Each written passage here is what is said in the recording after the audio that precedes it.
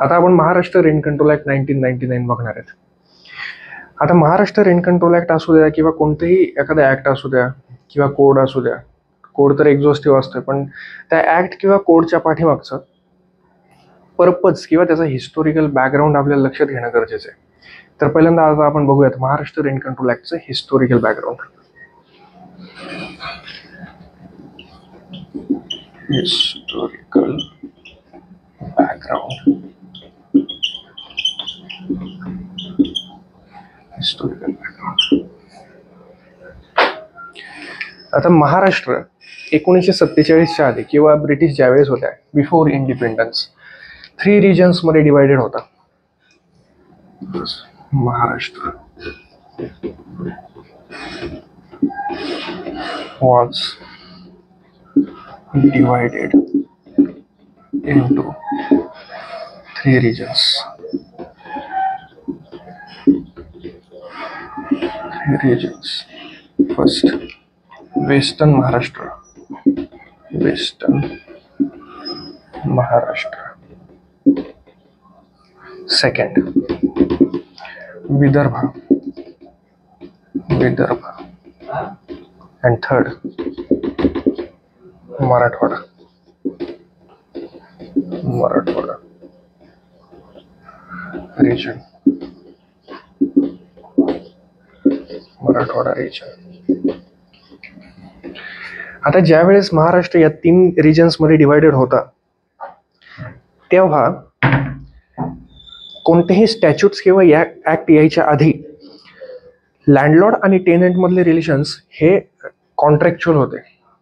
आता कॉन्ट्रॅक्च्युअल होते म्हटल्यावरती लँडलॉर्ड कडे प्रिमायसेस असणार आहेत, त्याला रेंटवरती द्यायचे किंवा त्याला लेट करायचे.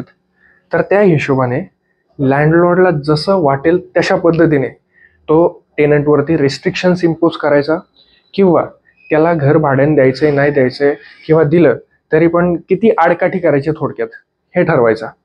त्यामुळे मग टेनंट हैराण व्हायचे. ठीक आहे. मग आता ही सगळी परिस्थिती लक्षात आल्यानंतर ब्रिटिशांच्या पहिल्यांदा म्हणजे आपल्याकडे ना क्रांती आली ती ब्रिटिशांमुळे आली. काही गोष्टी आहेत ना ऍक्सेप्ट करायला शिकल्या पाहिजेत माणसाने.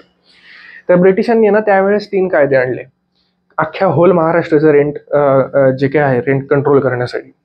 तर त्या 3 कायद्यांमध्ये 2 ऍक्ट्स आहेत आणि 1 ऑर्डर आहे. ठीक आहे. तर ते आपण तो ऍक्ट किंवा ती ऑर्डर बघूयात. First, for western Maharashtra. For western Maharashtra, Bombay Rent Control Act 1947. ठीक है. Second, for Vidarbha region. For Vidarbha, for Vidarbha region, Central Provinces Rent Control Act. Central Provinces Rent Control Act. Sorry, हा सेंट्रल प्रोविन्सेस रेंट कंट्रोल जो होता ती order होती. Order 1949. आणि त्यानंतर तिसरं जे होतं ते होतं मराठवाड्यासाठी. For Marathwada region.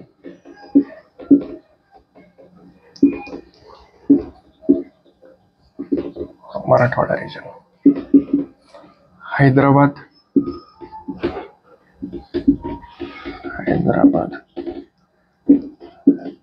Rent Control Act 1954. आता ज्यावेळेस हे 3 कायदे आणले गेले तेव्हा लँडलॉर्ड आणि टेनंट मधलं रिलेशनशिप झालं स्टॅच्युटरी रिलेशनशिप. आता स्टॅच्युटरी रिलेशनशिप झाल्यानंतर टेनंट जे होते ते काय करायला लागले, या स्टॅच्यूटचा फायदा घ्यायला लागले. आता कसं असतं, एक बेसिक स्लँग आहे की lawbreakers are always ahead than lawmakers. तर या स्टॅच्यूट्समधले लूप होल शोधून टेनंट्स त्याचा फायदा घ्यायला लागले. परत सिच्युएशन इम्बॅलन्स झाली. आता सिच्युएशन ही जी इम्बॅलन्स झालेली सिच्युएशन आहे, हे ज्यावेळेस महाराष्ट्र शासनाच्या लक्षात आले, कधी आफ्टर इंडिपेंडन्स, त्यावेळेस महाराष्ट्र शासनाने टेंभे कमिटी अपॉइंट केली. आता टेंभे कमिटी अपॉइंट केल्यानंतर टेंभे कमिटीने सजेशन दिलं की इनॅक्टमेंट ऑफ न्यू लेजिस्लेशन झालं पाहिजे. कशासाठी? अख्ख्या महाराष्ट्रासाठी. हे जे 3 वेगवेगळे कायदे आहेत त्यांचं वेगळं 3 ज्युरिडिक्शन, त्यातल्या प्रोव्हिजन्स वेगवेगळ्या, तर अख्ख्या होल महाराष्ट्रासाठी एकच इनॅक्टमेंट असली पाहिजे. तर त्यामध्ये महाराष्ट्र गव्हर्नमेंटची पहिली कमिटी आली, ती म्हणजे टेंभे कमिटी.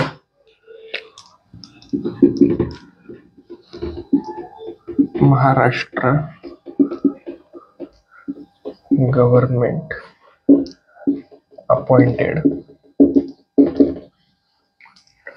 कोणती? टेंभे कमिटी. टेंभे कमिटी. ह्या टेंभे कमिटीने काय सांगितलं की न्यू लेजिस्लेशन इनॅक्ट करायला पाहिजे. इनॅक्टमेंट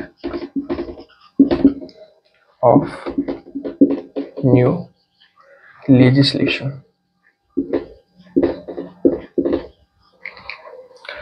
आता महाराष्ट्र गव्हर्नमेंटच्या ज्या कमिट्या येतात त्या आपल्याला माहितच आहे, रिझर्वेशन मध्ये, चला नावं नाही घ्यायची, पण रिझर्वेशन मध्ये ज्या कमिट्या आल्या त्यांना किती सिरियसली घेतलं गेलं, त्यावरती मराठा कम्युनिटीच्या आरक्षणवरती त्या कमिट्यांचा काय प्रभाव पडला, त्यांनी कशा पद्धतीचे रिपोर्ट्स दिले, ते मान्य झाले की नाही झाले.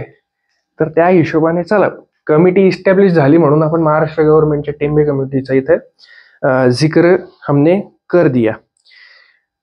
त्यानंतर आली सेंट्रल गव्हर्नमेंटची एक कमिटी.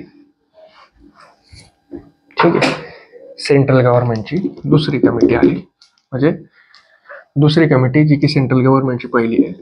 सेंट्रल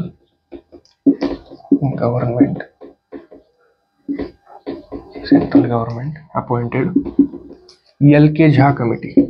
LK झा कमिटी. आता LK झा कमिटीने मॉडेल टेनन्सी लॉज वरती एक रिपोर्ट सबमिट केला.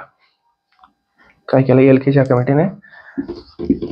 On the basis of model tenancy laws, यांनी पण काय सांगितलं की महाराष्ट्र गव्हर्नमेंटमध्ये एक सगळ्यांचा मिळून एकच रेंट कंट्रोलचा कायदा असला पाहिजे फॉर इनॅक्टमेंट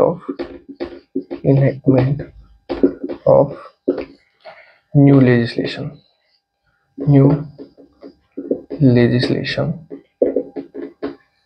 रिगार्डिंग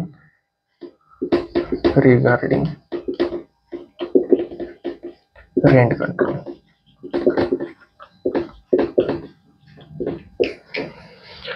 आता LK झा कमिटीने सांगितल्यानंतर सुप्रीम कोर्टामध्ये एक केस झाली.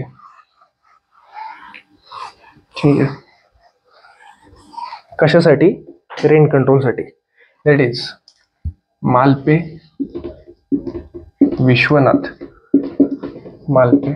विश्वनाथ आचार्य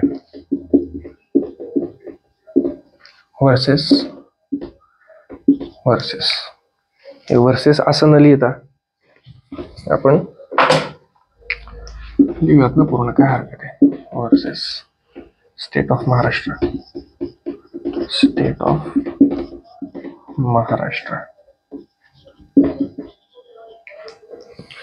आता ही केस लॉ 1999 साईड झाली, म्हणण्यापेक्षा लँडमार्क केस म्हणून अस्तित्वात आली. आता या केसमध्ये हेल्ड काय केलं? या केसमध्ये ऑनरेबल सुप्रीम कोर्टाने हे सांगितलं की महाराष्ट्रामध्ये स्टँडर्ड रेंट आणि परमिटेड इन्क्रीजेससाठी एक व्यवस्थित एकच एक्झॉस्टिव्ह असा कायदा असला पाहिजे. बरं, स्टँडर्ड रेंट आणि परमिटेड इन्क्रीजसाठी एकच कायदा असला पाहिजे हे सांगता सांगता किंवा त्यांनी हे जजमेंटमध्ये देताना एक ओबायटर डिक्टा पण सांगितला, म्हणजे ओपिनियन ऑफ द कोर्ट. ओबायटर डिक्टा काय सांगितला की आम्हाला असं वाटतंय महाराष्ट्र गव्हर्नमेंट 1 एप्रिल 2000 पर्यंत एक महाराष्ट्र रेंट कंट्रोल ऍक्ट म्हणून एक नवीन लेजिस्लेशन इनॅक्ट करेल. कधीपर्यंत? 1998 पर्यंत. ठीक आहे. तर आपण ते ऑनरेबल सुप्रीम कोर्टाची जी काही 2 म्हणणी आहेत, 2 पॉइंट्स आहेत, ते लिहून घेऊयात.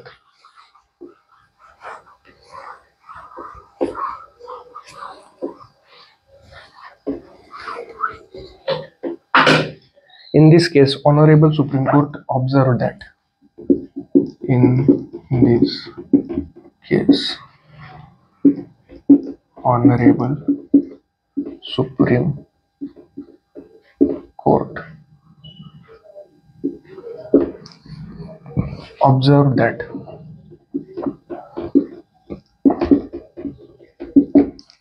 first, क्या ऑब्झर्व केलं? In Maharashtra, provisions relating to standard rent and permitted increases.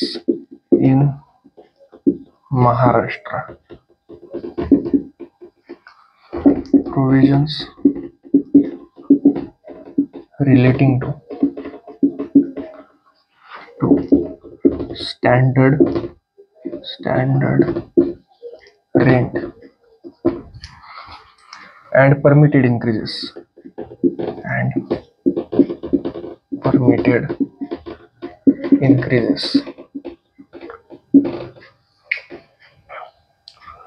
are not reasonable. Are काय? Not reasonable. आणि second, ओबायटर डिक्टा of Honorable Supreme Court.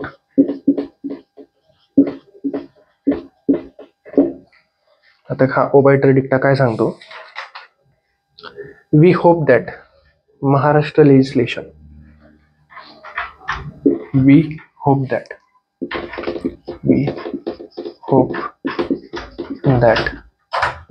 Maharashtra legislation, we hope that Maharashtra legislation will enact new rent control act, will enact new rent control act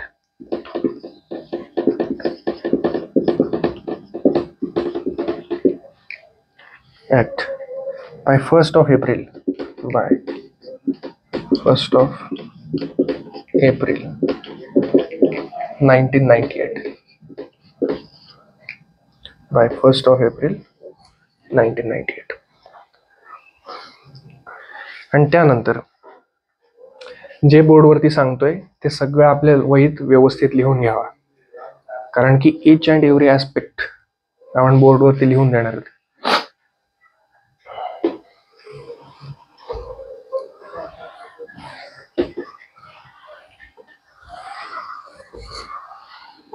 हे कधी तुम्हाला revision साठी थोडक्यात ही bare ॲक्टची summary आपण लिहून देतोय. पूर्ण बेअर ॲक्ट तर परीक्षेच्या आदल्या दिवशी वाचणं होणार नाही, त्यामुळे आपण वाचतो ती आपली वहीच. आणि ते शेवटी after this judgement,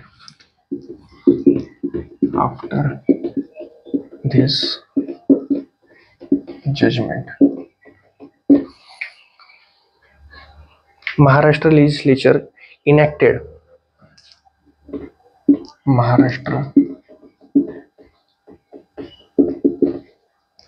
legislature enacted the Maharashtra Rent Control Act 1999. तर अशा पद्धतीचं हिस्टोरिकल बॅकग्राऊंड आहे. तर आपण छोटे छोटे टॉपिक कव्हर करूयात. पहिल्यांदा हिस्टोरिकल बॅकग्राऊंड झालं. आता पुढे आता इनॅक्टर झालंय, तर त्या ऍक्ट मधले सेक्शन्सचे एक्झॅक्ट आउटलाईन काय ते आपण पुढच्या लेक्चरला बघूयात. थँक्यू.